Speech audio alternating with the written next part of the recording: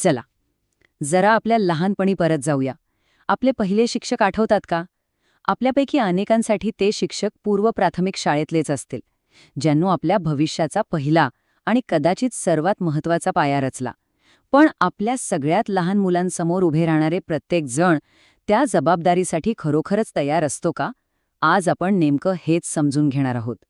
हा प्रश्न खरंच विचारात पाडणारा आहे, नाही का? विचार करा, त्या वर्गात एकतर नुसता गोंधळ असेल किंवा मग एकदम भयान शांतता.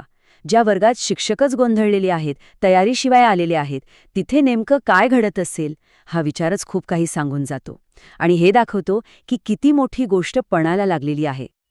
आता याचे परिणाम खऱ्या अर्थाने समजून घ्यायचे असतील ना, तर आपल्याला त्या शिक्षकाच्या जागी स्वतःला ठेवून बघावं लागेल. विचार करा, योग्य साधनांशिवाय वर्गात पाठवलेल्या व्यक्तीला रोजच्या रोज कोणत्या संघर्षांना सामोरं जावं लागत असेल.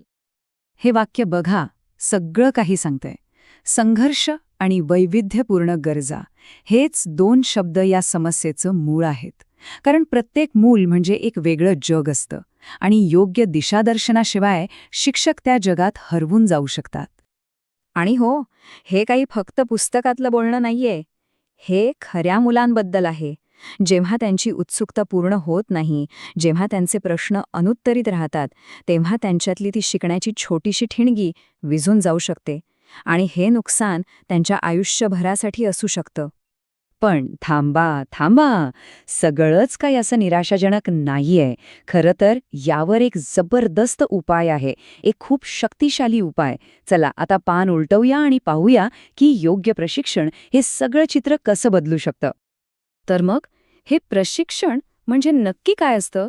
हे फक्त पुस्तकं वाचणं नाहीये. ही एक साधनांची पेटी आहे, ज्यामध्ये बालमानसशास्त्रापासून ते सर्जनशील अध्यापन पद्धतींपर्यंत सगळं काही आहे.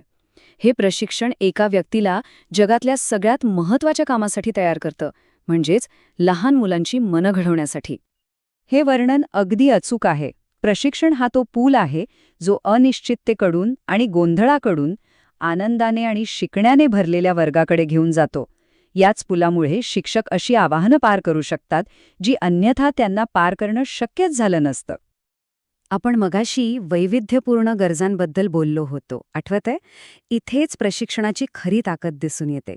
याचा सगळ्यात पहिला आणि महत्त्वाचा पाया म्हणजे लहान मुलं कसा विचार करतात आणि त्यांचा विकास कसा होतो हे समजून घेणं.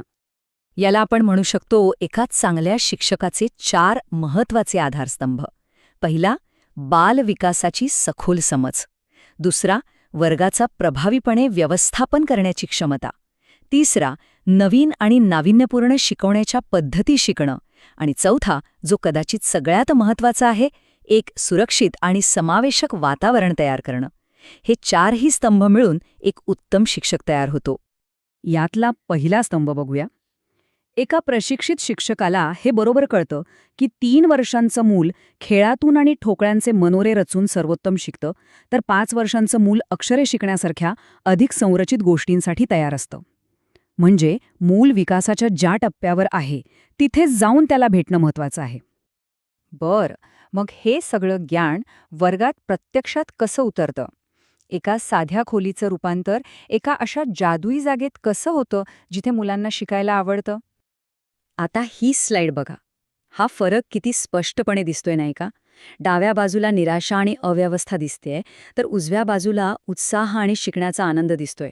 हा आहे प्रशिक्षणाचा ठोस दिसणारा परिणाम, वर्गखोलीच्या वातावरणात झालेला एक संपूर्ण बदल. आणि हा मुद्दा फक्त शिस्त लावण्यापुरता नाहीये, हे लक्षात घ्या. हे एक असं ठिकाण तयार करण्याबद्दल आहे जिथे प्रत्येक मुलाला सुरक्षित, आपुलकीचं वाटेल आणि त्यांचं स्वागत होईल. विशेष गरजा असलेल्या मुलांसाठी तर ही सुरक्षिततेची भावना त्यांच्या शिकण्याच्या आणि वाढण्याच्या क्षमतेसाठी अत्यंत आवश्यक असते. तर ह्या सगळ्याचा एकत्रित अर्थ काय होतो? ही फक्त एक चांगली कल्पना का नाही, तर आपल्या समाजासाठी एक अत्यंत गरजेची गोष्ट का आहे? मुलांच्या निरोगी विकासासाठी प्रशिक्षित शिक्षक अनिवार्य आहेत. हे काही मत नाही, हे एक सत्य आहे. थोडक्यात काय, तर आज आपण केलेल्या चर्चेचं हेच सार आहे.